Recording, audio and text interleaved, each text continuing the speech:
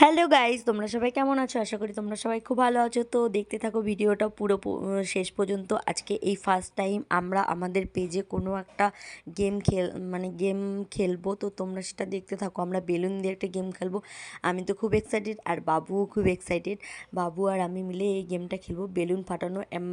গেমটা হচ্ছে একটা সেফটি পিন দিয়ে বেলুন সাজানো আছে। কে আগে ফাটাতে পারে, কে মানে 5 সেকেন্ড আছে, কে যে ফার্স্ট হবে তার জন্য একটা গিফট আছে, যে সেকেন্ড হবে তার জন্য একটা গিফট আছে।